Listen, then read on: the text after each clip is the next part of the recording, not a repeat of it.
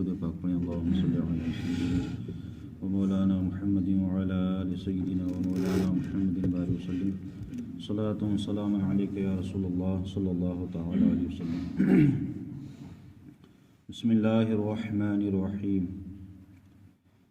والسماء رفعها ووضع المیزان، اور اب ارشاد فرماتا ہے اور آسمان کو اللہ نے بلند کیا، یعنی اللہ تعالیٰ نے آسمان کو بلند اس وجہ سے کیا کہ زمین سے وہ بلند ہے، زمین نیچے ہے اور آسمان اوپر ہے۔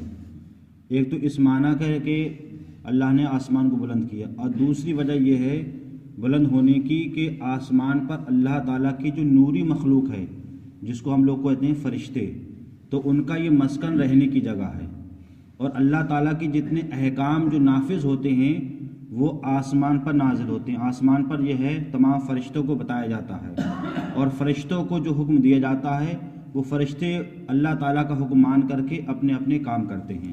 تو اس معنی کے اعتبار سے وہ نوری فرشتے ہیں، ان کا مسکن ہے، تو اس وجہ سے کہ آسمان کا مقام، اس کا رتبہ کیا ہے؟ اونچا ہے۔ ووضع المیزان، اور ترازو رکھی۔ ترازو اللہ تعالیٰ نے اس لیے پیدا فرمائی ہے تاکہ انسان کے دنیا میں جو معاملات ہوتے ہیں، جو لین دین ہوتی ہے، جو خرید و فروخت ہوتی ہے، اس میں انصاف ہو سکے۔ اگر یہ ترازو نہ ہوتی تو انسان پھر لین دین میں، پھر خرید و فروخت میں، ناپی تولی میں، اس میں کم و بیشی ہوتی، اور کمی بیشی ہونے کے باوجود پھر انسان میں جھگڑا فساد ہوتا، اور آپس میں لڑائیاں ہوتی، آپس میں بغض و کینہ ہوتا۔ تو اس لیے اللہ تعالیٰ نے جو ہے وزن کی صورت میں، ناپ تول کی صورت میں اللہ تعالیٰ نے انسان کو ایک ترازو عطا فرمایا ہے تاکہ انسان ترازو کے ذریعے سے اپنی خرید و فروخت اور اپنے لین دین میں کیا کر سکے؟ آسانی کر سکے۔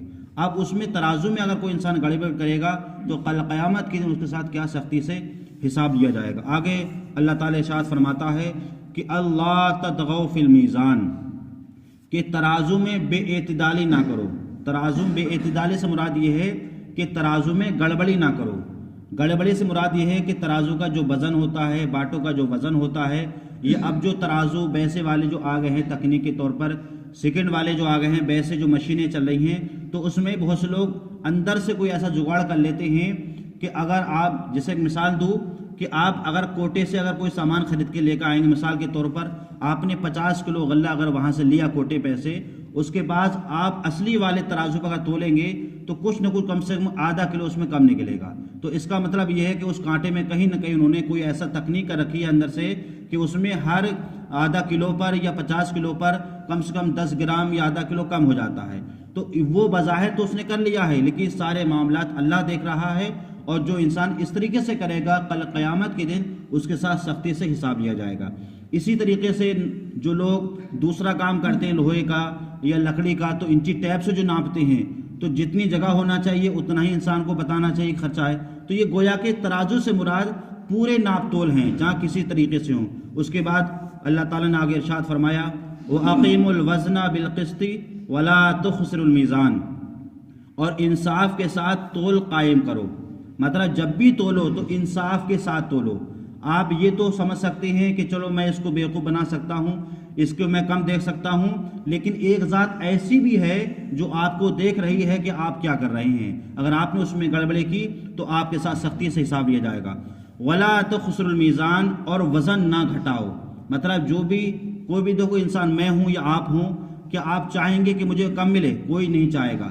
جب ہم لوگ کم لینا پسند نہیں کریں گے تو ہم کم تولنا کیوں پسند کریں گے؟ تو جس طریقے سے ہم پورا لینا پسند کرتے ہیں، پورا تولنا پسند کرتے ہیں، اسی طریقے سے ہم جب دوسروں کو دیں تو ہم پورا ہی دیں، پورا ناپ کر کے دیں۔ اس کے بعد رب ارشاد فرماتا ہے وَالْأَرْضَ وَضَعَهَا لِلْأَنَامِ، اور ہم نے جو زمین کو بنائی ہے وہ مخلوق کے لیے بنائی ہے۔ مطلب جو زمین جو اللہ تعالیٰ نے جو پیدا فرمائی ہے یہ مخلوق کے لیے ہے۔ مخلوق اس پر چلتی ہے، اس پر غلے پیدا کرتی ہے، اس میں راستے بناتی ہے، اس میں نہریں دریں ہیں، وہ بھی انسانوں کے لیے ہیں۔ انسان اس میں چلتا ہے، کام و کاج کرتا ہے۔ تو گویا کہ جو پوری جو دنیا ہے اللہ تعالیٰ نے جو بنائی ہے یہ مخلوق کے لیے بنائی ہے۔ اور اس میں کیا ہے؟ فیہا فاکہۃ، اس میں میوے ہیں۔ اب اس میں کتنے قسم کے میوے ہیں؟ والنخل ذات الاکمام، اور غلاب والی کھجوریں ہیں۔ مطلب ایک کھجور ایک کوالٹی کی ہے جو غلاب والی ہوتی ہے۔ تو گویا کہ یہ اللہ تعالیٰ نے کس کے لیے پیدا فرمائی ہیں؟ सब इंसानों के लिए पैदा फरमाई हैं, जिन्नातों के लिए पैदा फरमाई हैं। उसके बाद रब फरमाता है वलहब्बु ज़ुल अस्फ़ि व रैहान, और भुस के साथ हमने अनाज पैदा फरमाया। भुस के साथ अनाज से मुराद ये है कि जब हम लोग गल्ला पैदा करते हैं तो उसका जो भूस निकलता है या उसका दूसरी चीज़ निकलती हैं तो वो बेकार नहीं जाती हैं। अनाज आप ले लेते हो, उसका भूसा जानवर खाता है। आप गल्ला ले लेते हो, उसका जो बाकी बचता है वो जानवर इस्तेमाल करता है। आप अनाज ले लेते हो, उसका जो बाकी बचता है या तो उसका घूरा बन जाता है या उसको बेच देते हैं। बाकी अल्लाह ने जो भी पैदा चीज़ फरमाई है ज़मीन के ऊपर, खेतों खलियान में, वो कोई चीज़ क्या है, बेकार नहीं है। वर रैहान, और अल्लाह ने खुशबूदार फूल पैदा फरमाए हैं जिसको हम मज़ारों पर डालते हैं, जिसको हम सूंघते हैं, जिससे खुशबू बनती है, जिससे इत्र बनता है। जितने भी फूल हैं वो बेशुमार हैं। उसके बाद रब फरमाता है फ़बिअय्यि आलाइ रब्बिकुमा तुकज़्ज़िबान, तो ऐ जिन्नों और इंस, तुम दोनों अपने रब की कौन कौन सी नेमतों झुठलाओगे। मतलब ये सारी चीज़ें जो हमने आपको अता फरमाई हैं वो तुम्हारे लिए हैं, लेकिन उसके बावजूद तुम हमारी नाफरमानी भी कर रहे हो, हमारी नाशुक्री भी कर रहे हो। तो गोया कि अल्लाह ने जो पूरी दुनिया को पैदा फरमाया और दुनिया के अंदर जो सामान को पैदा फरमाया वो मखलूक के लिए है, तो मखलूक को चाहिए कि वो अल्लाह का शुक्र भी अदा करे और अल्लाह का एहसान भी माने और अल्लाह की इबादत भी करे। अल्लाह ताला हमें और आपको अल्लाह ताला के हुक्म और उसके हुक्म पर अमल करने की तौफीक अता फरमाए। अल्लाहुम्मा सल्ली अला सय्यिदिना